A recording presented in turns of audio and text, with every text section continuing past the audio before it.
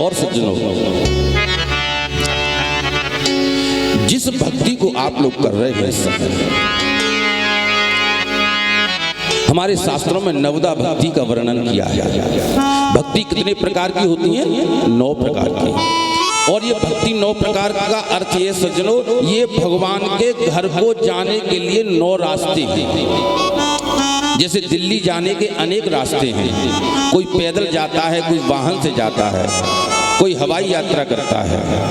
इसी प्रकार से सज्जनों, जाना तो सबको दिल्ली था, इसीलिए सज्जनों जाना तो सबको भगवान के द्वार है। तो कोई किसी रास्ते से जाता है, कोई तो आप जिस रास्ते से पर इस समय जो चल रहे हैं, कहते हैं कि श्रवणम कीर्तनम विष्णोः स्मरणम पाद सेवनम अर्चनम वंदनम दास्य शक्य आत्मनिवेदनम। भगवान कहते हैं कि जब से सबसे प्रथम जो भक्ति है, सबसे पहली जो भक्ति है, भगवान के धाम को जाने का जो सबसे पहला रास्ता है, वो है श्रवण, सुनना। इसे आप लोग कर रहे हैं, इसे कम मत समझना। सुनना भगवान की सबसे प्रथम भक्ति है। इसीलिए जैसे आप प्रातः काल सुबह सुबह देखो, एक बहुत अच्छी बात मैं आपको बताऊंगा,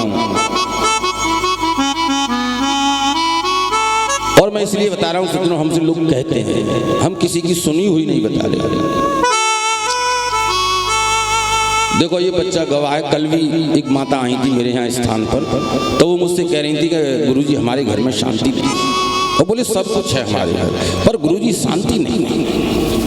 क्यों नहीं है शांति? शांति कोई बाजार से तो मिलेगी, पैसे से तो मिलेगी नहीं। तो शांति इसलिए नहीं है हमारे सज्जनों। और देखो 2-4 लोग तो यहाँ ऐसे हैं जो हमारी कुटिया में गए होंगे। हमारी कुटिया में कोई सुविधा नहीं है, और वहां से लोग उठने का नाम नहीं लेते। कहना पड़ता है मैंने, भैया आप रुक जाओ, मैं थोड़ा पूजा करूँ। बोले गुरुजी बहुत शांति मिलती है आपको। तो वहाँ शांति इसलिए मिलती है क्योंकि वहाँ भगवान का निवास है, वहाँ राधा रानी रहते हैं, वहाँ ठाकुर जी रहते हैं। और हाँ, हम एक क्षण भी अपना व्यर्थ नहीं जाने देते। जैसे आप रसोई में काम कर रहे हैं, तो घर में कोई ऐसी चीज चला दीजिए, भजन चला दो, कोई संस्कृत का स्तोत्र चला दो।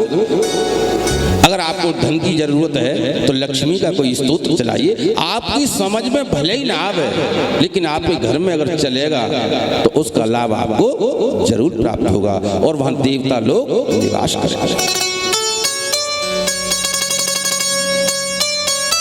बोलिए गोविंद भगवान की जय हो।